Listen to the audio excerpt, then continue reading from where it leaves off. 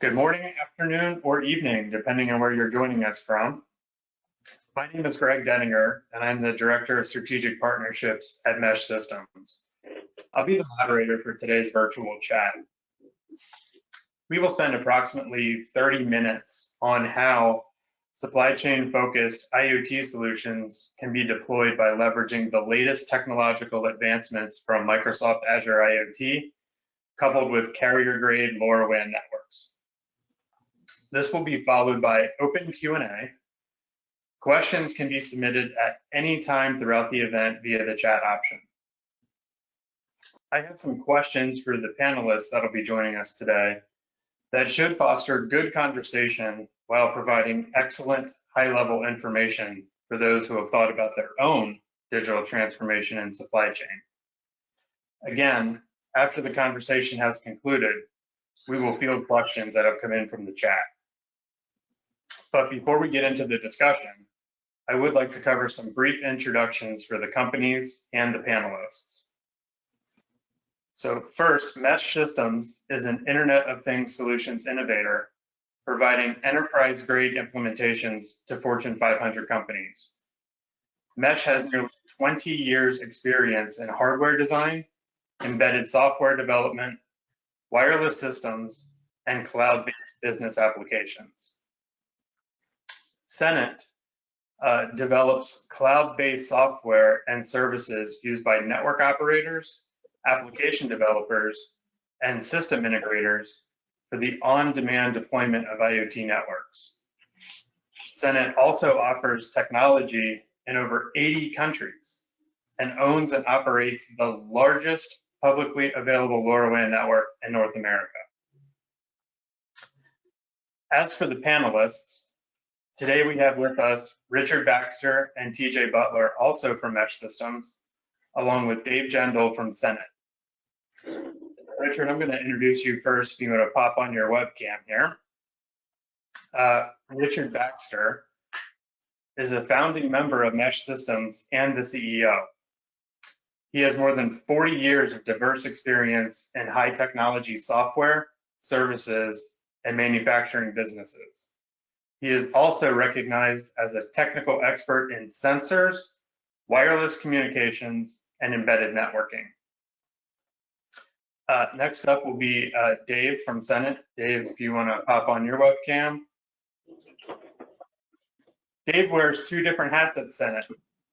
He is both the Chief Technology Officer and the Chief Operating Officer.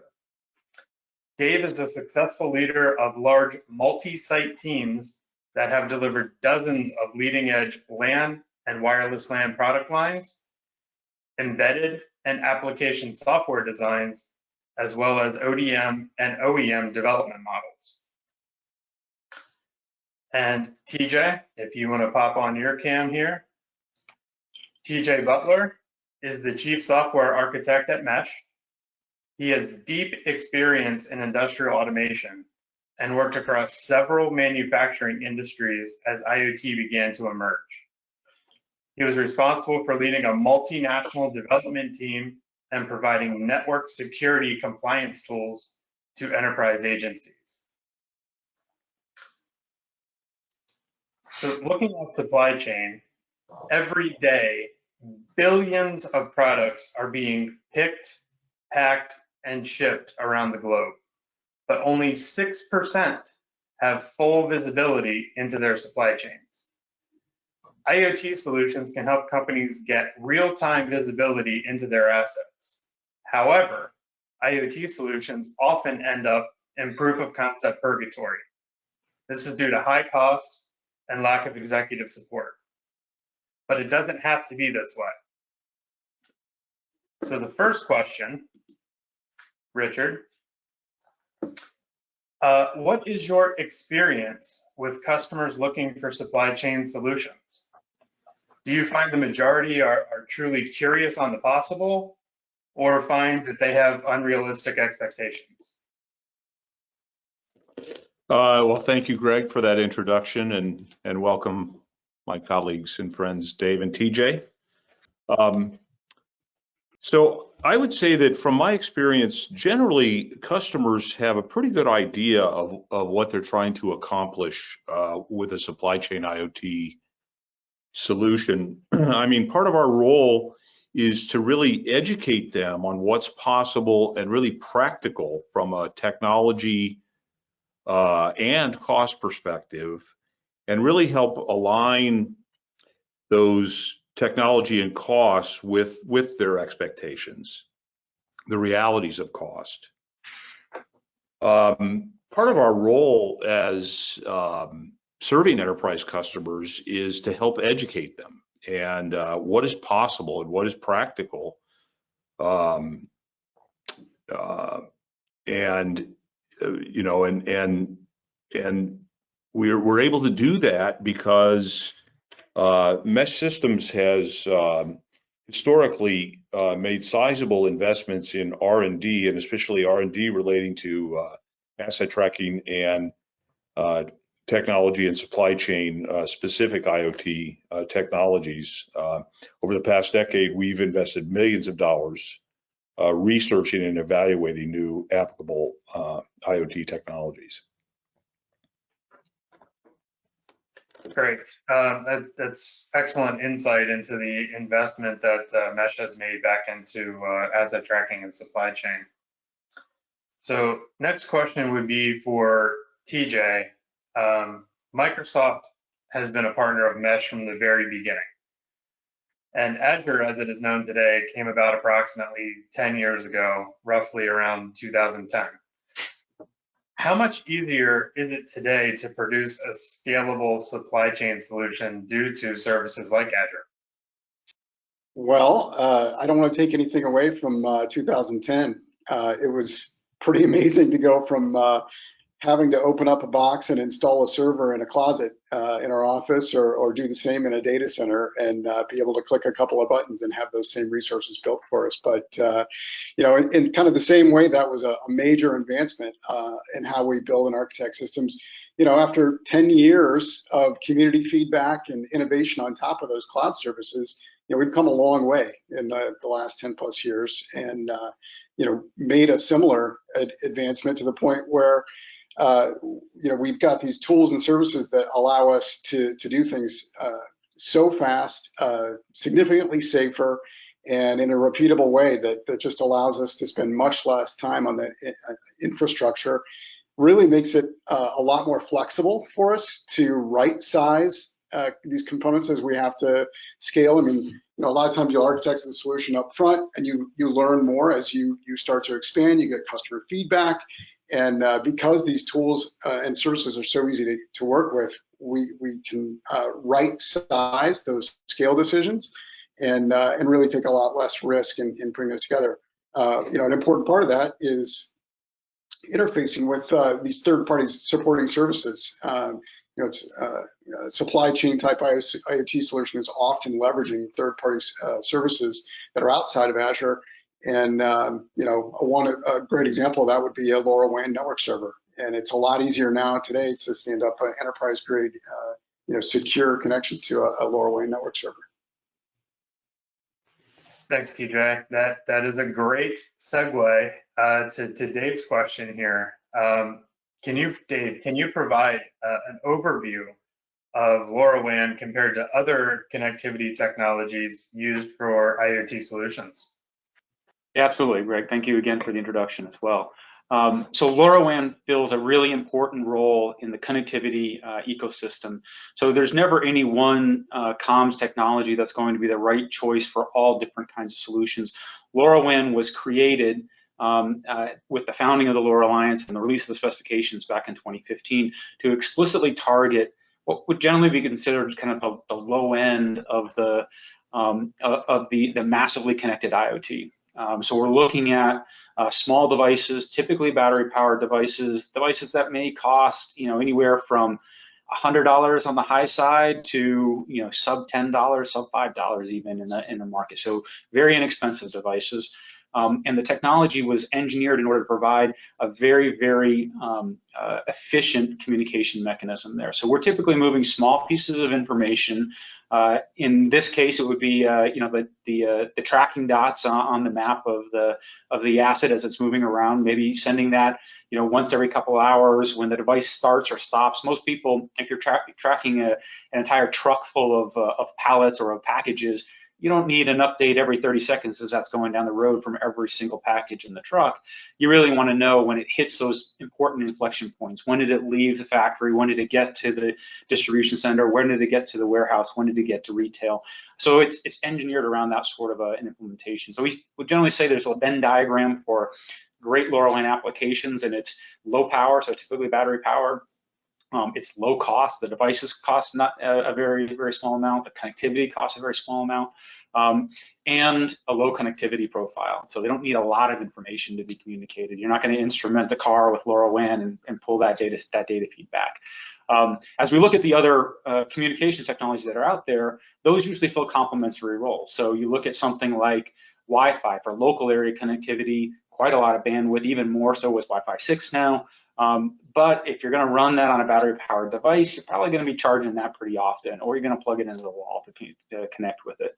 On the cellular side, again, it's somewhat of a similar model. So cellular, you can move away from the local area network, but the cellular networks are much more heavily controlled and constrained, and they consume a lot more power on the end device to communicate with those networks. So they kind of fill the other side of that gap. And then you have other things, personal area networks, Bluetooth for really simple two devices connecting to each other. LoRaWAN in that sense is really wide area.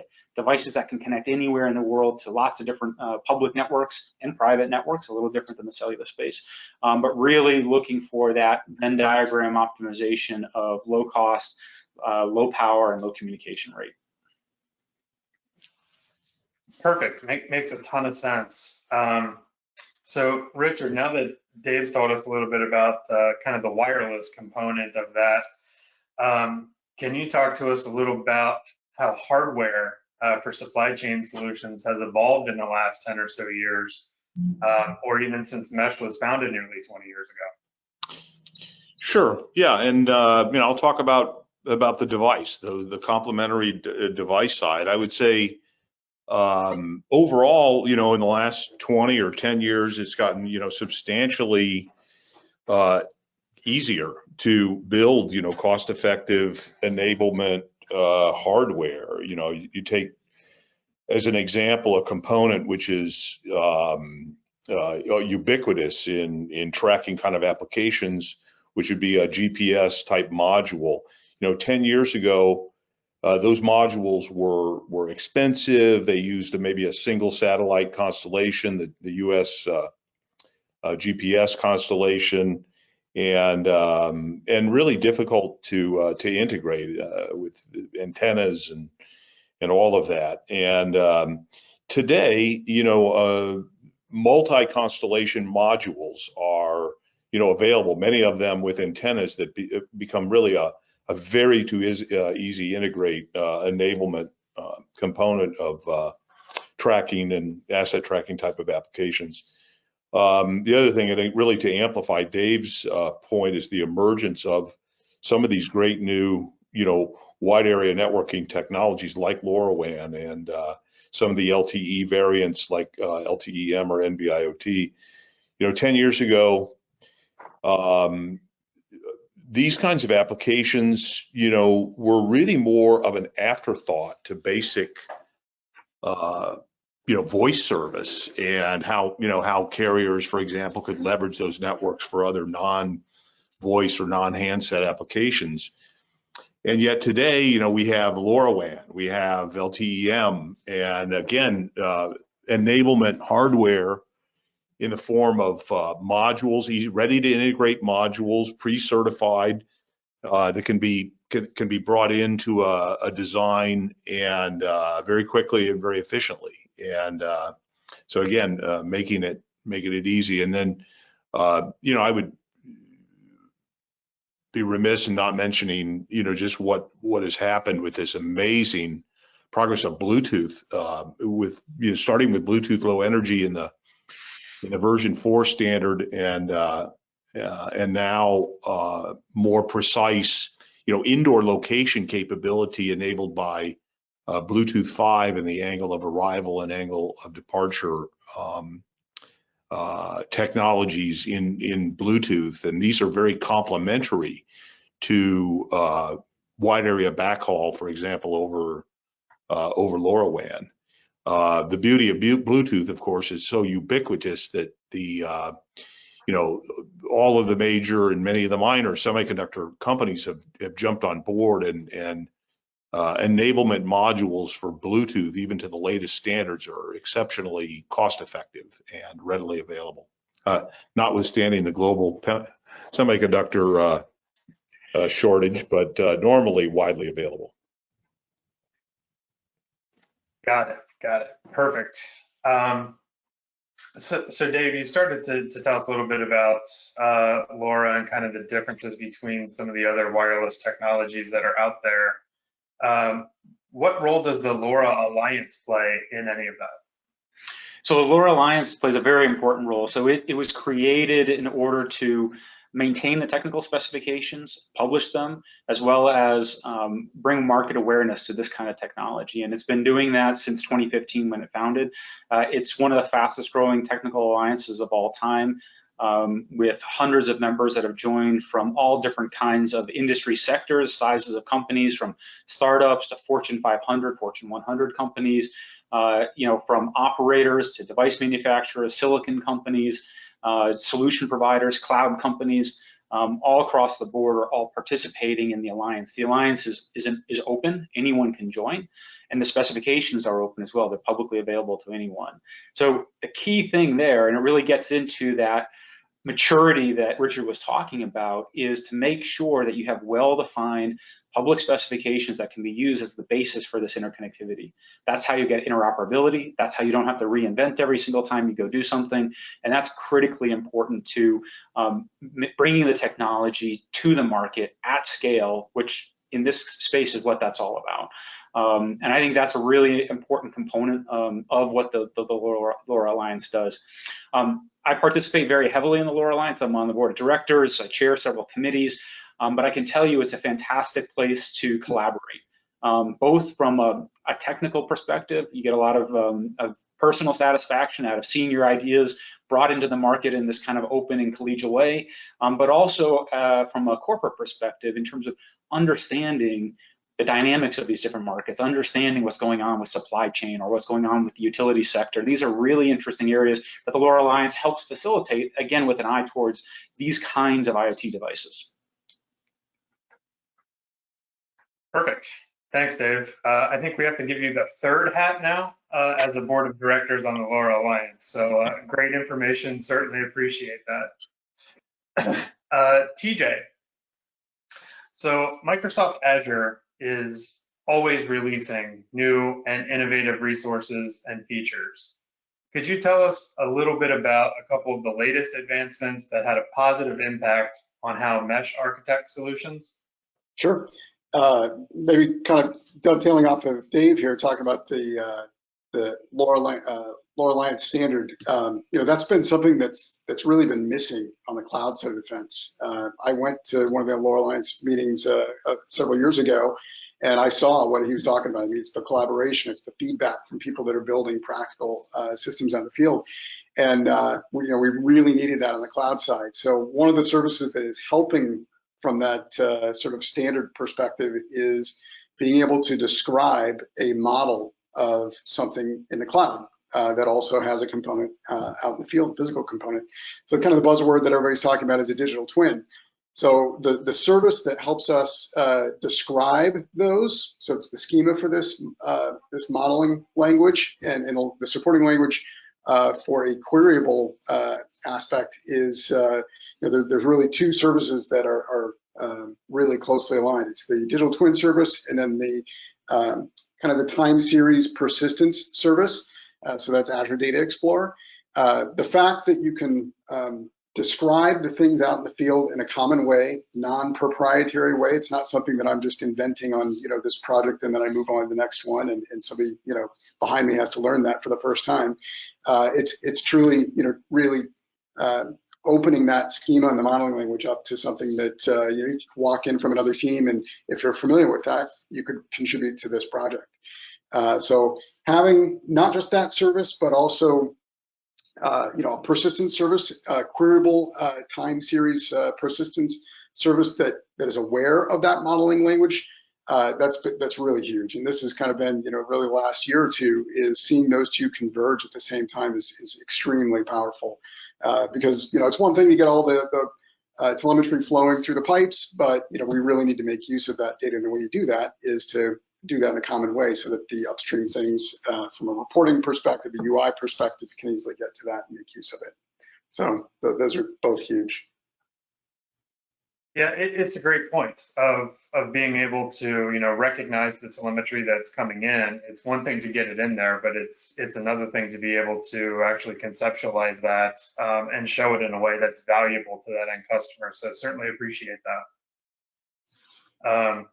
So Richard, kind of keeping in that same vein of new and innovative things coming all of the time and rapid change in technology, could a potential customer feel good about making a large investment today that wouldn't be obsolete in a short period of time? Well, Greg, we love the new and shiny. We love it, right? And but these are legitimate. I mean, we're dealing with enterprise customers with visions that extend pretty far in the future. And technological obsolescence is something that we need to avoid, and we need to help steer our customers away from it. I would say that anything we do in helping our customers is really step back and take, I'm going to say, a big picture, more holistic view of the underlying technologies that are going to be brought to solve an application. Obviously, many applications, there are many candidate technologies that potentially could solve it. But sort of taking a step back and looking at some big picture things, and I'm gonna drive point one on the big picture is the technology built on standards? And are they robust standards? Is there a standards organization that continues to evolve and mature and promote the standards? I mean, Dave, I would give kudos to the LoRaWAN Alliance as being a standards organization that's really doing it right and has really walked that talk.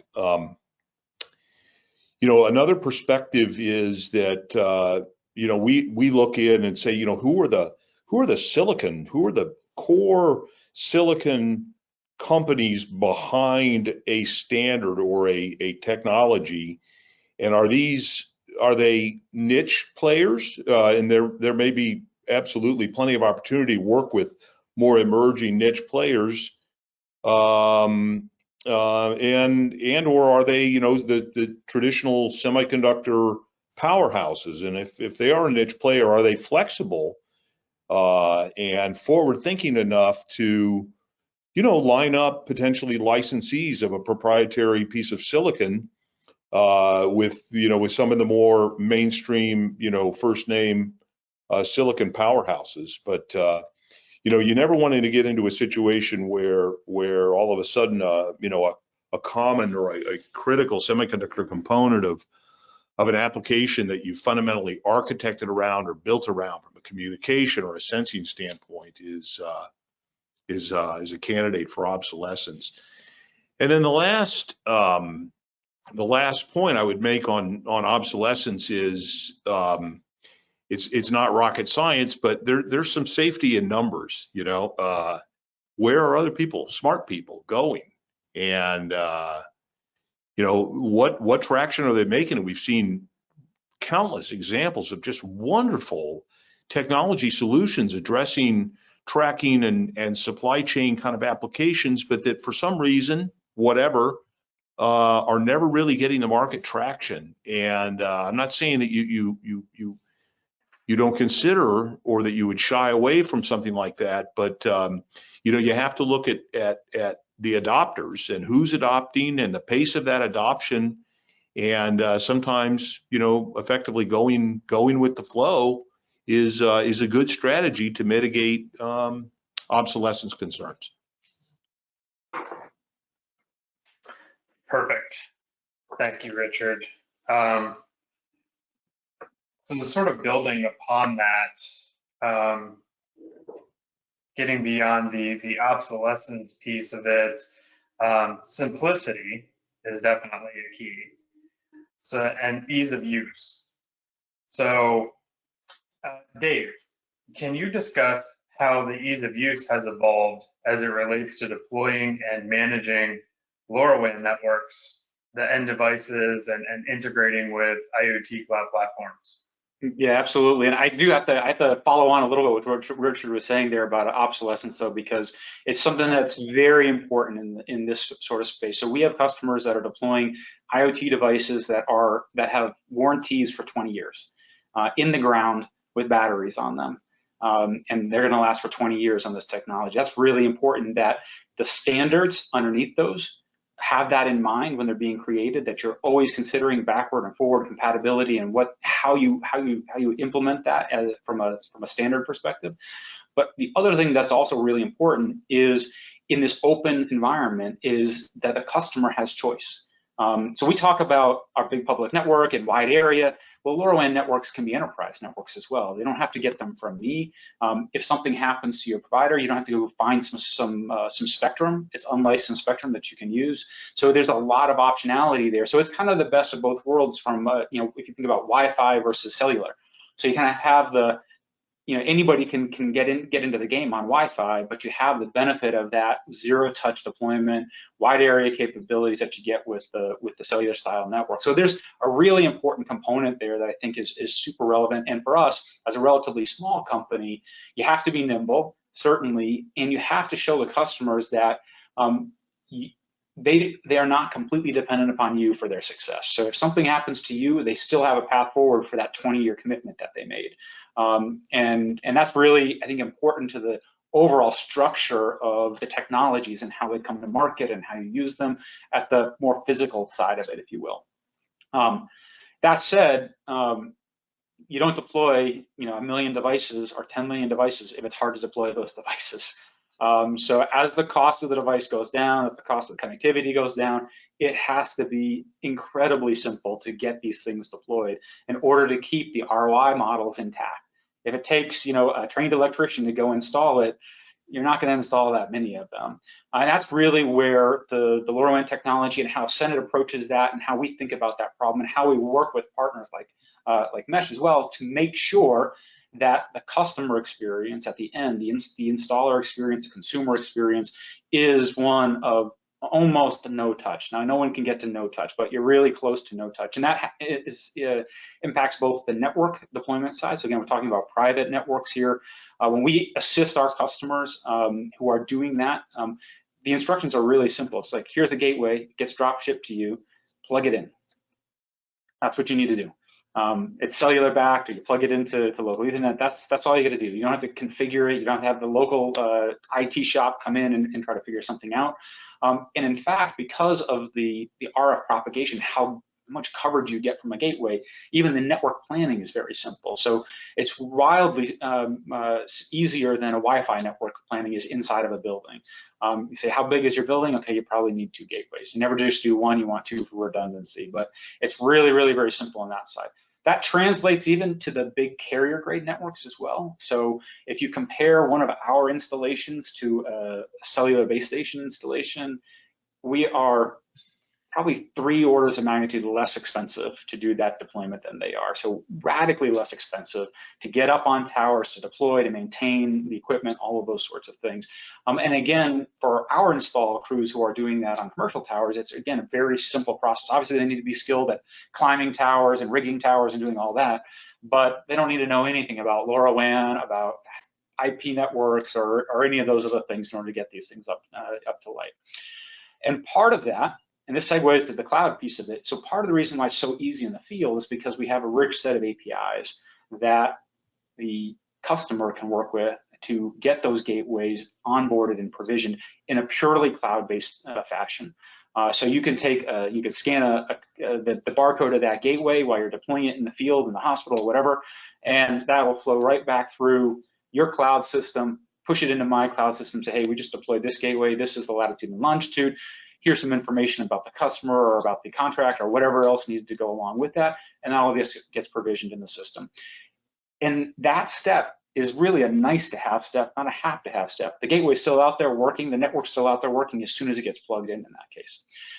And that relates, so the network is one side of it, but honestly, it's not the hardest side of it because you might have one gateway and 10,000 devices. So it's the 10,000 device problem that really needs a ton of attention.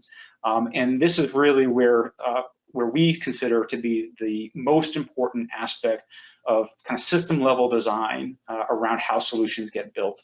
And one of the reasons that we can make that so easy is the security model that's built into the LoRaWAN technology. So it's secure from the factory, it's secure based on the nature of the protocol itself, nothing else is needed to be added to that.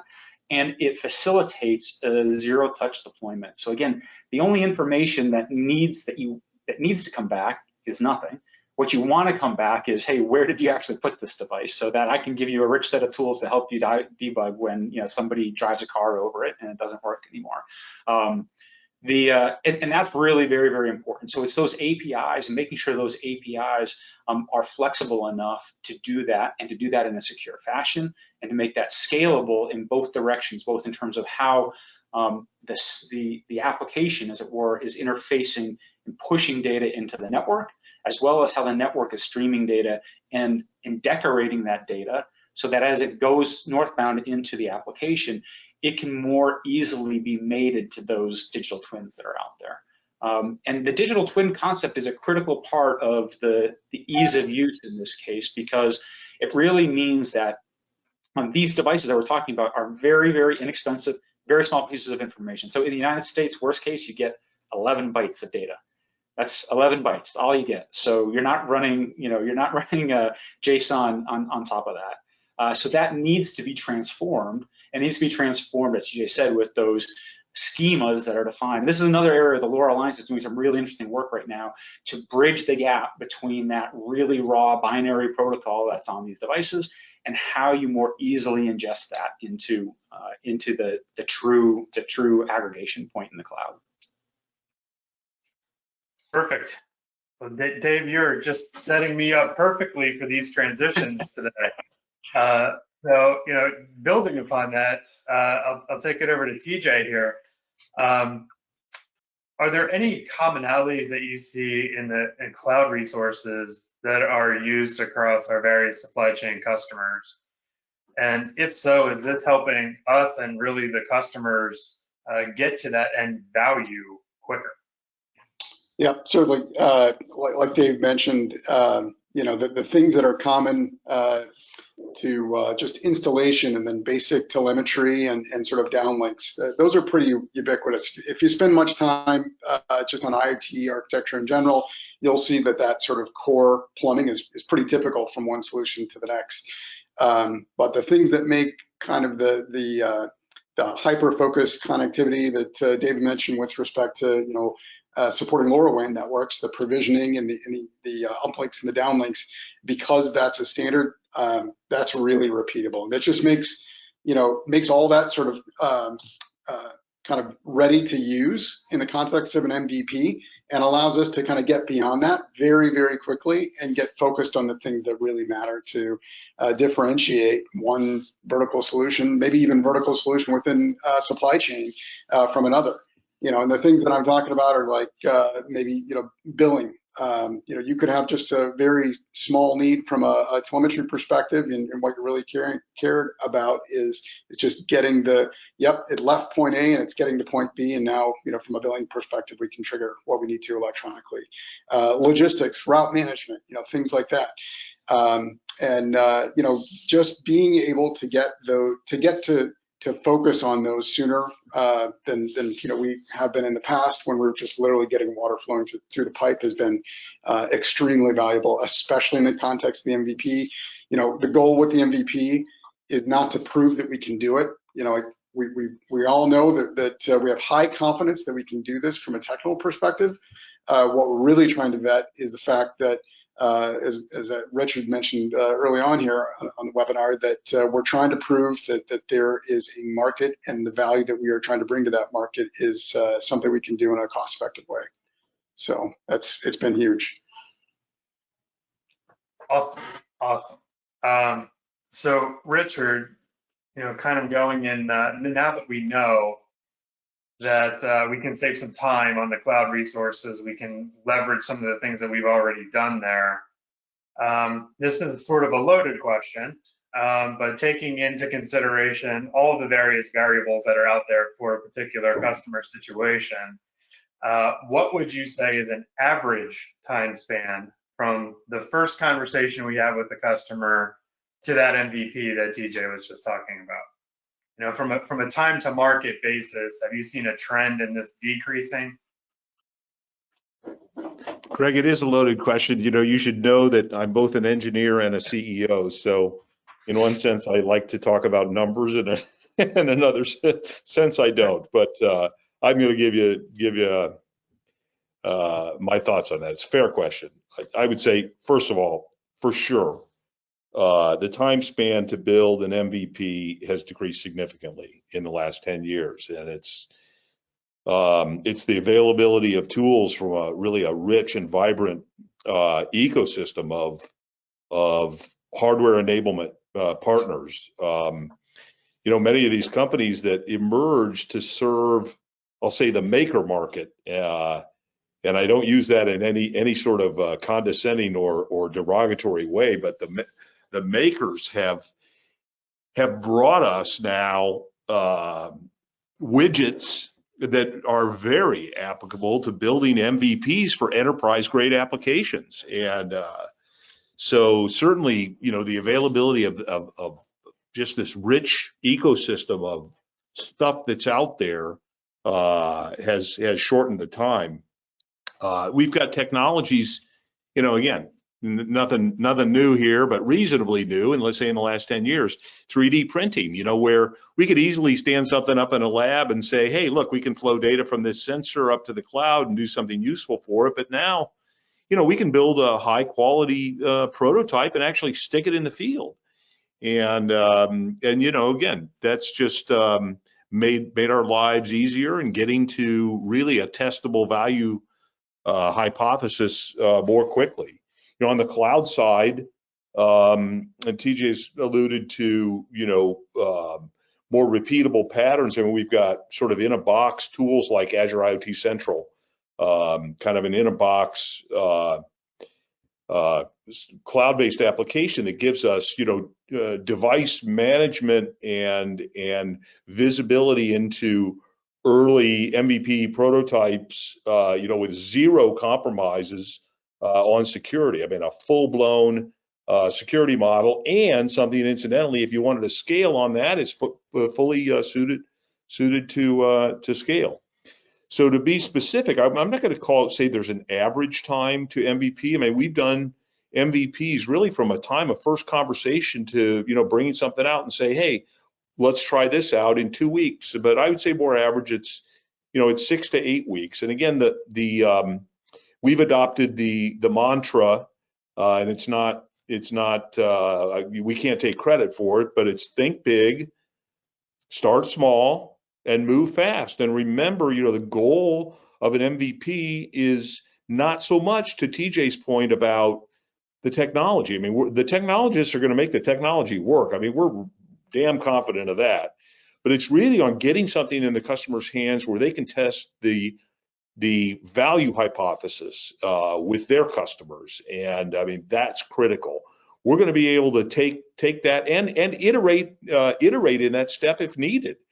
Something that can, allow them to test and retest and iterate until something that, yeah, we've got it. Now let's go finish it off, engineer it out. And, but I would say, we can get it done in 6 to 8 typical. Awesome. Yeah, I think that's huge improvement. Even looking at where a lot of these deployments may have been even just a few years ago. So I want to be cognizant of everyone's time and ensure that people have enough time to answer questions. So what I'm going to do is, gentlemen, thank you very much for being able to be here today, answer these questions. We have covered a ton of great information from hardware, cloud services, connectivity, where all of these things have been, where they are now, where they're going. It really sounds like in today's world, where technology is across all of these various options, customers in the supply chain have a lot of options to get something done in a quicker manner and be able to realize that value faster than they ever have before. So what I want to do is, Chase, I want to open it up for any customer questions at this point and see what we have. Yeah, sure thing. So we have 2 questions. You might have cut off there, Chase.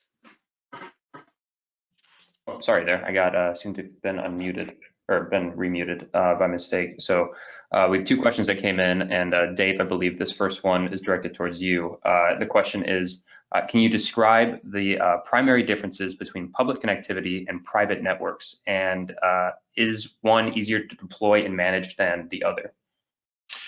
Yes. So, I mean, I think in terms of deploying and managing, certainly if you have access to a public network, then you don't need to worry about those things. So that certainly is an easier path in a sense. But from the perspective of what's available, the current state of public deployments is not that pervasive, except for in a few countries, mostly in Western Europe. So there usually needs to be this hybrid mode where you're going to do some public and some private, and that's really where we can make it easy. So this is something that we specialize in. We specialize in giving our customers that choice to say, how are we going to go about solving this problem? Does it make sense to use the public network, or even to have Senet go build public network for that application? Or does it make more sense to leverage the local assets, the local footprint that you have in order to keep costs to the minimum? As I said, the actual mechanisms around deploying the physical network in those are really quite straightforward and simple. And we're more than happy to support our customers there. With this kind of IoT, what we believe very, very strongly is you have to take advantage of every natural advantage that you find in the ecosystem. So if you've got fantastic assets, whether that's our rooftops or whether that's buildings or it's fast food restaurants that you're managing, don't hesitate to use them because that will keep everything low. That'll keep you driving at the ROI, at the use case, the business model, which is the most important thing to get these solutions scaled. Awesome. Thank you, Dave. And the other one has got to be directed towards Mesh because of all the talk around an MVP. And so the question is, what upfront costs can a company expect when starting to build an IoT solution? And how does Mesh avoid giving its customers sticker shock when pursuing that MVP? TJ, I'm going to let you take the first crack at that, and then I can fill in.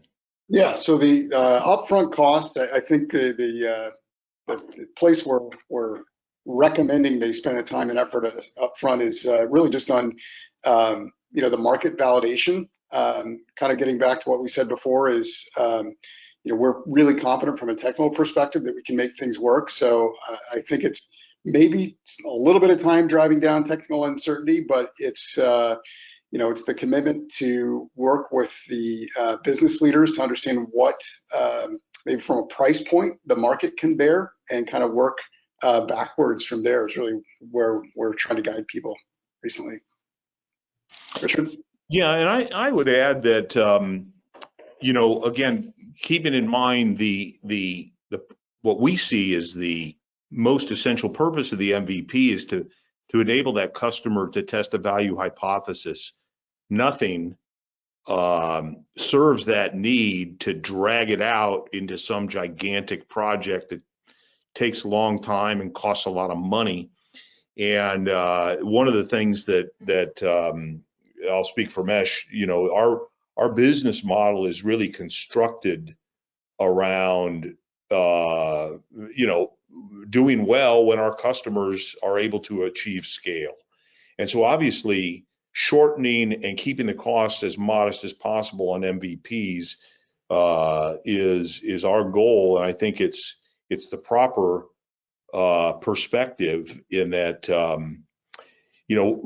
I think, Greg, you started the webinar today on citing an example about a lot of IoT programs going into, POC purgatory and never really scaling. And I think a lot of that is because there's been a lot of investment and, and people are looking, gosh, if it took us that much time and money to get to a solution to test our business hypothesis, do we really want to take this thing forward and maybe see 10 times that?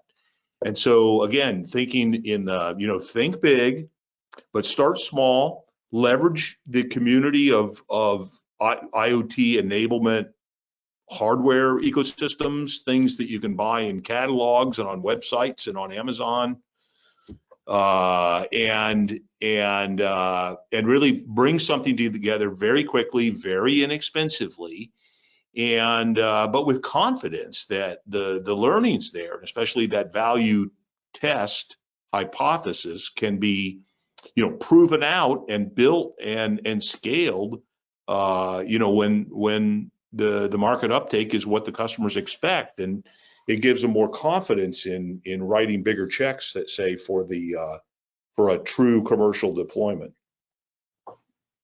Yeah, I agree. I would add that I don't think any of us on the phone are really interested in that large upfront NRE piece of it. We're more focused on how do we get that solution to that MVP, but more so how do we get that value to that customer, because we succeed when they succeed. And if they don't succeed, we don't succeed. So our success is directly correlated to the success of the customer and of the project. Yeah, and to build on that, Greg, part of the benefit of being around for a while is some perspective, and we've definitely seen grand plans that really don't get to market or don't get to scale. And I mean, part of our job is to be candid with customers and prospective customers about, hey, look, we hear what you're saying, but we've seen that not work so well in the past. And would you consider a different approach here and do it simpler? I mean, none of us are going to, reach the promised land if we spend all of our time building laboratory curiosities and one-off proofs of concept. I mean, and I would say that's different today in 2021 than when our company was founded in 2005. Trust me, we did a lot of, evangelical work and science fair projects, and they were great. But IoT is mainstream. It's real. It's on everybody's list, and many of them their top priority. And I think the people of us that have been in the industry now are really seeing the benefits of this. Perfect. Chase, any other questions? Nope, that was all. All right, perfect. Well, thank you everyone for joining today. I certainly appreciate your time. I know the rest of the panelists do as well. We would love to hear from you if you have any follow-up questions from this webinar, or want to pursue what an MVP may look like for your own supply chain. Happy to answer any questions. Please feel free to get in touch with us. And again, thank you for your time today. Yeah, and I want to thank my colleagues, Dave and TJ and Greg, for your excellent moderation of today's session. Appreciate it. We welcome input, comments, questions, and happy to follow up. Thank you. Thank you to the audience members. Thanks, everybody. Bye.